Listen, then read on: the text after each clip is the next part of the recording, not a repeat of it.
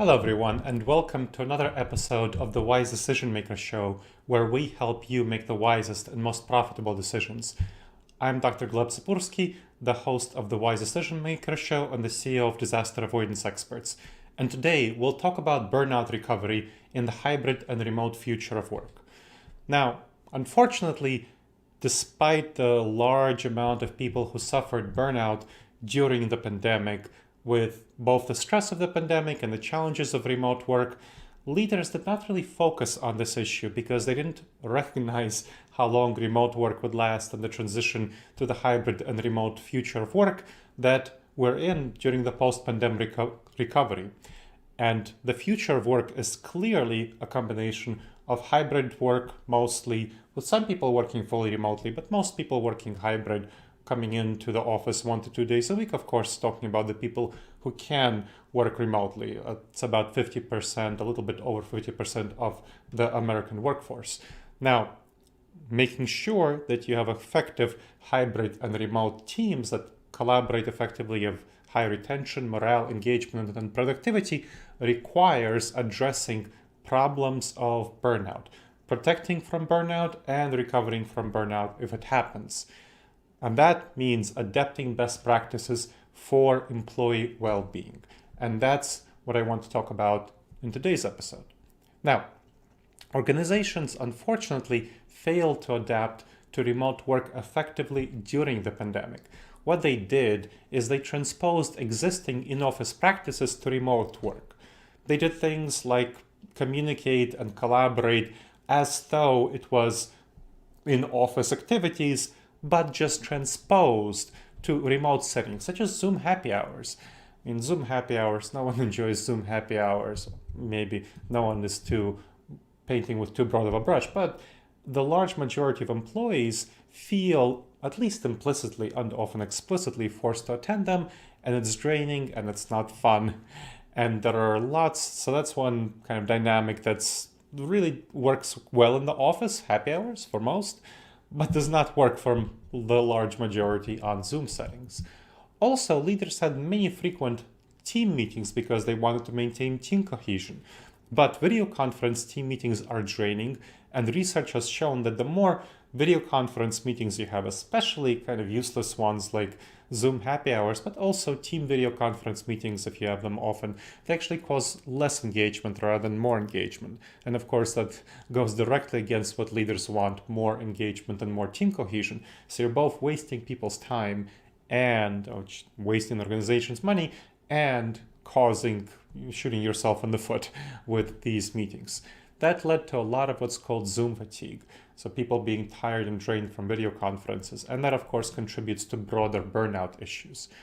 Now, another set of issues that contributes to burnout is not being focused and disciplined in using technology. So there are lots and lots of ways you can communicate, lots of technology options, whether it's Slack, Microsoft Teams, Trello collaborative software, of course, texts, video conference calls. You can be using Google Drive, you can be using Microsoft Teams, Dropbox for collaboration, file sharing.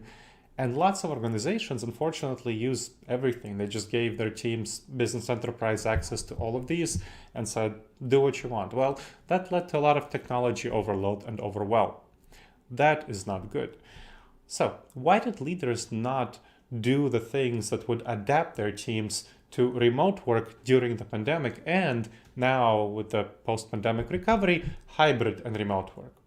One of the biggest problems that led to this, the problems that led to this are called cognitive biases. These are mental blind spots, dangerous judgment errors that come from how our mind is wired, and they result in making poor strategic and financial decisions when evaluating options. It causes leaders to just go with their gut.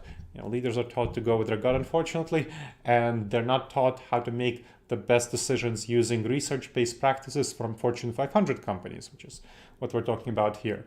And this is something that you really want to avoid for yourself as a leader, and you want to encourage your leaders to avoid as well. Now, the biggest problem that I've seen when I'm consulting clients on how to adapt to the hybrid and remote future of work, and I've done this for a number of Fortune 500 firms, of altogether 17 clients, as well as middle market firms, nonprofits, a few startups. One of the biggest problems, now this is the biggest problem, is called functional fixedness. Functional fixedness. You might have heard of this as the hammer-nail syndrome. When you have a hammer, everything looks like a nail. When you're used to one way of collaborating, such as the way of collaborating in the office, you apply that methodology to all other contexts, even when it's not a good fit, such as remote work.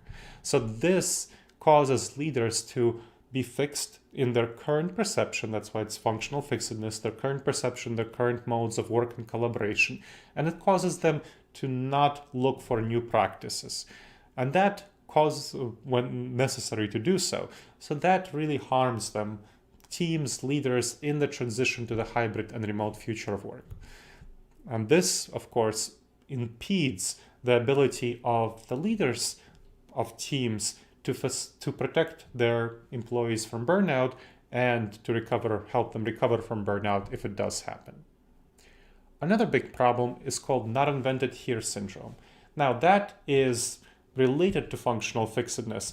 It's about leaders not liking practices and techniques that aren't invented in their organization, even if they might be a better fit. So they hear about a practice developed elsewhere, they're like, well, it wasn't invented here, it won't be a good fit, we'll reject it. That's not great. There are best practices that are developed and that are based, again, Fortune 500 practices, as well as extensive behavioral science research that will protect against burnout. So that is something that you want to avoid as well. So the not invented here syndrome and the functional fixedness. Now, what do you actually do to address burnout? You want to focus on work-life balance and create a culture around that. Work-life balance and good boundaries with work. So set good expectations for work, balanced ones that will not cause people to burn out. And then you want to also focus on protecting junior team members, helping them become more integrated into the team and providing them with some on-the-job learning. Because that, if they don't have team integration, if they don't have on-the-job learning, that leads to more burnout, of course, for junior team members. All right, so what are some of these best practices? Well, let's talk about the problems we discussed earlier, technology overload. Avoiding that, you want to address this by designating a limited number of collaboration and communication tools, the minimal required number, because too many different tools cause overwhelm. So decide on the minimum required set of tools. Don't use the same tools that do the same function. Don't use both Slack and Microsoft Teams. Don't do that. Don't use both Dropbox and Google Drive. Make sure that you use one set of tools so that you can collaborate effectively using that set of tools. Next, set good, clear boundaries for work-time balance. So flexible work hours, of course, you want to make sure to do that. So if you're having hybrid teams or remote teams, the hybrid teams will be coming in maybe a day or two a week, so they'll still be spending the majority of their work time remotely. And even if they're coming into the office, they're likely not coming in for the whole day. They're just coming in for a team meeting, some project work or something like that. So you want to set some common work hours. For example, 12 to 4 p.m. That would be the time when on the hybrid work in the office days, when employees come to the office, that would also be the time when when everyone actively works in remote settings. Now, at other times, folks can do their work whenever they want. Some are morning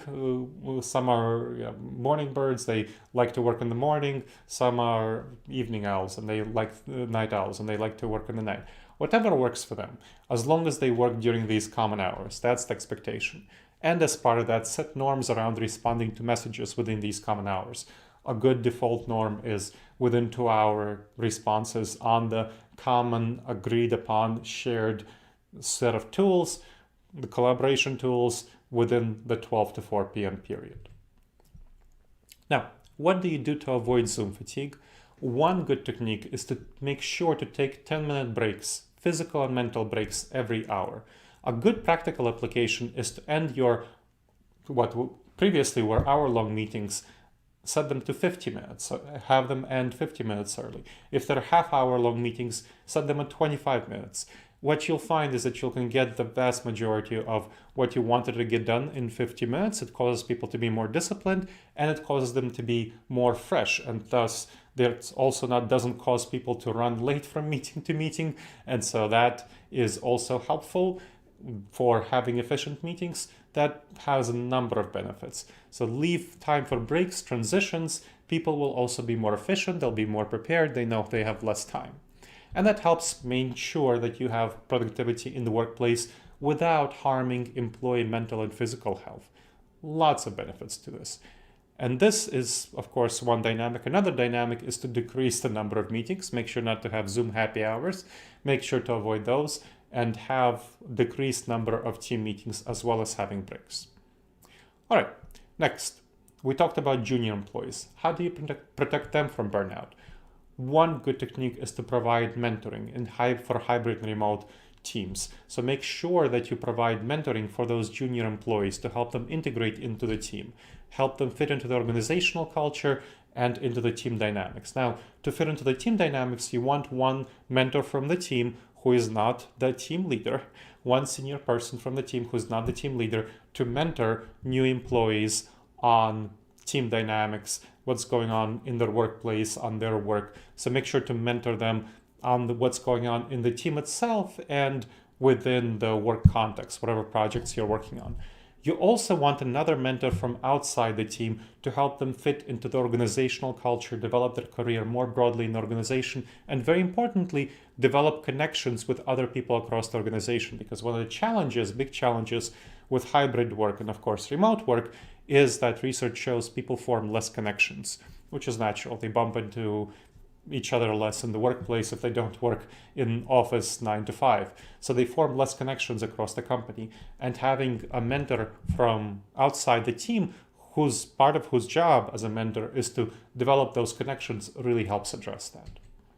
Now, to improve team cohesion, what you can do, which is another issue, team cohesion, you can do virtual co-working for an hour or two daily. This is a really useful technique. You can start it up by an hour of a week and then move it up to an hour every other day and then move it to an hour daily within those common hours that you set. So you get everyone on a video conference call.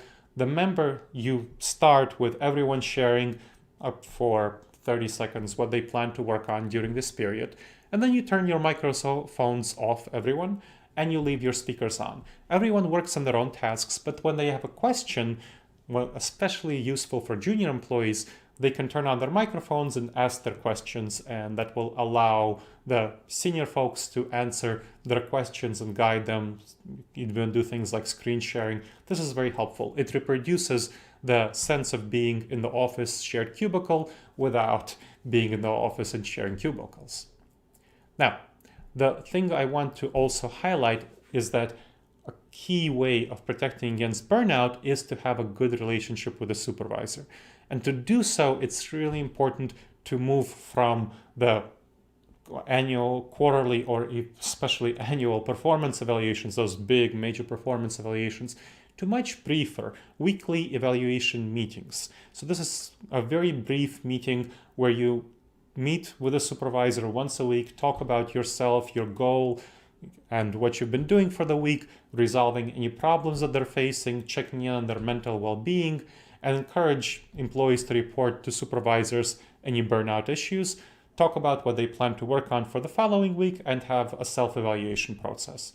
This is a really effective technique for making sure that employees have a good relationship with a supervisor, which is the number one indicator of retention and productivity and engagement of employees, and makes sure that problems are caught in advance, which is great, then also helps address and not simply work problems, but mental health and well-being problems, and also makes sure that the employee's work is well aligned with what the supervisor intends them to work on. All right, everyone, so this is how you protect and recover from burnout in the hybrid and remote future of work. I hope you've enjoyed this episode of the Wise Decision Maker Show. Please make sure to follow us on wherever you heard this podcast, whether it's you heard it on Apple iTunes, Amazon Podcasts, whether you saw the video version of it on the YouTube. Please follow us. And if you like this episode, please share it on your social media and with friends and neighbors and everyone in your network. I would love to hear your comments and thoughts and impressions of this episode. Questions, of course. Send them to me at Gleb, Gleb, at disasteravoidanceexperts.com. Again, Gleb, Gleb, at disasteravoidanceexperts.com. I look forward to seeing you on the next episode of the Wise Decision Maker Show, and in the meantime, the wisest and most profitable decisions to you, my friends.